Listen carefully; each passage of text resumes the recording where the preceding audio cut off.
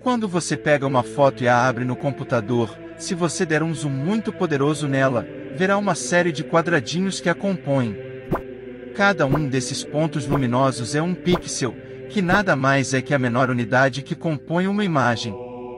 Uma imagem em 4K possui uma densidade de pixels de 3.840 por 2.160 pixels. Assim, uma imagem em 4K é composta por 8.294.400 pixels. Já uma imagem em 8K possui 7.680 pixels por 4.320 pixels, o que lhe confere um total de 33.177.600 pixels, fornecendo uma imagem bem mais nítida. Isso se refere ao mundo da eletrônica que criamos, mas na natureza, na vida real, existe uma unidade mínima de comprimento, ou seja, existe um limite que possa definir o menor comprimento possível como os pixels de uma foto digital?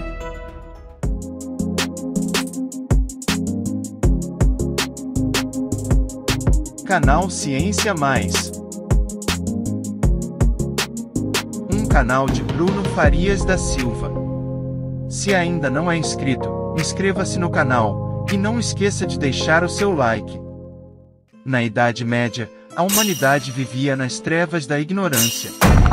Nos mapas medievais, para se indicar os territórios desconhecidos, o homem medieval se referia àquela região e a assinalava no mapa como Ixum Draconis, uma frase em latim que significa, aqui há dragões. Antes de mais nada, a resposta à pergunta no início desse vídeo é sim.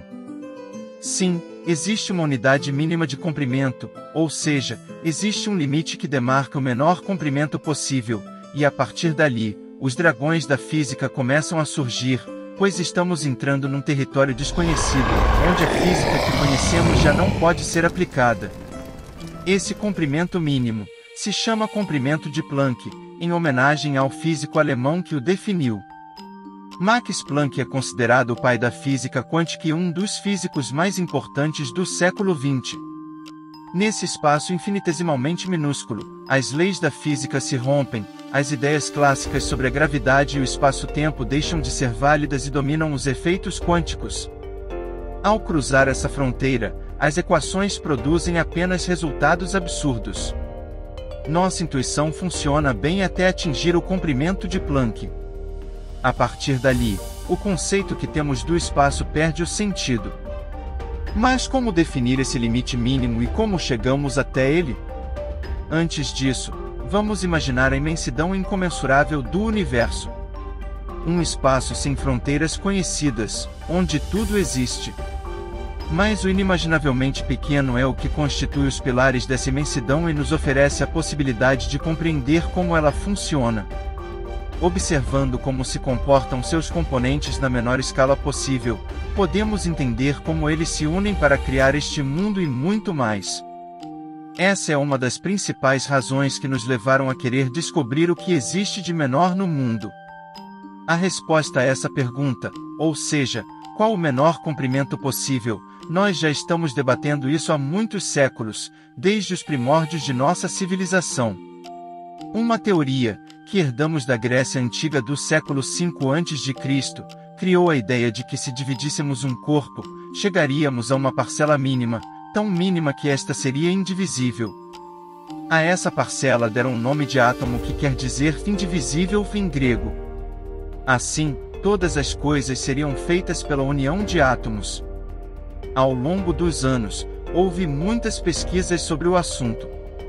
Hoje os cientistas sabem que o átomo é divisível em partículas subatômicas, que também são divisíveis. Hoje sabemos que existem os prótons, nêutrons e elétrons no seu interior. Essas também não são as partículas fundamentais e indivisíveis.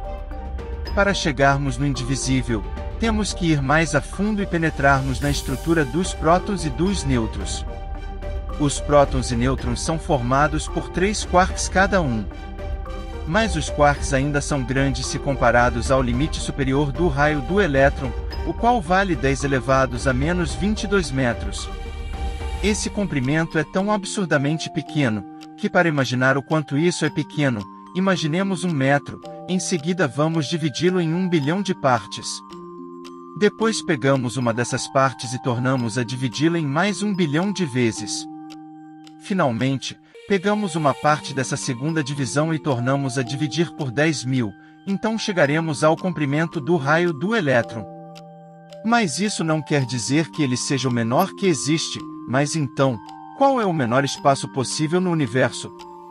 Max Planck descobriu a resposta para essa pergunta, e chegou a uma equação que determina esse valor.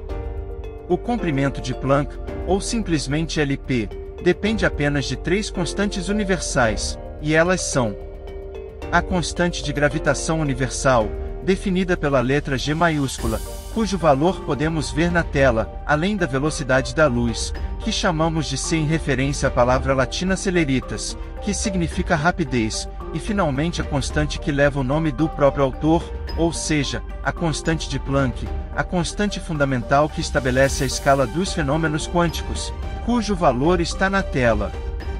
Definido isso, Planck provou que o menor comprimento possível no universo vale a raiz quadrada da constante de Planck, multiplicada pela constante gravitacional g, dividida pela velocidade da luz ao cubo, e isso nos fornece o seu valor, que equivale a 1,616 vezes 10 elevados a menos 35 metros. Lembra que para chegarmos no tamanho do raio do elétron precisamos dividir 1 metro em 1 bilhão de vezes, depois mais 1 bilhão de vezes e depois mais 10.000 vezes? Pois é. Para chegarmos no comprimento de Planck, precisamos dividir 1 metro em 1 bilhão de vezes, depois mais 1 bilhão de vezes, e depois mais 1 bilhão de vezes de novo, e finalmente dividi-lo ainda em mais 62 milhões de partes. Se você quiser exemplificar ainda melhor como esse comprimento é infinitamente pequeno, podemos dizer que ele é 10 elevados a 20 vezes menor que o tamanho do próton, ou de uma forma mais lúdica, podemos descrevê-lo de uma outra maneira.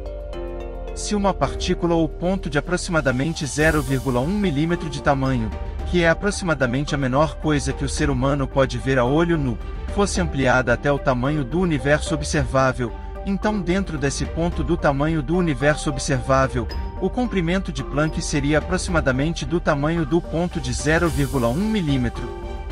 Um fóton viajando à velocidade da luz levaria cerca de 5,4 vezes 10 elevados a menos 44 segundos para percorrer essa distância.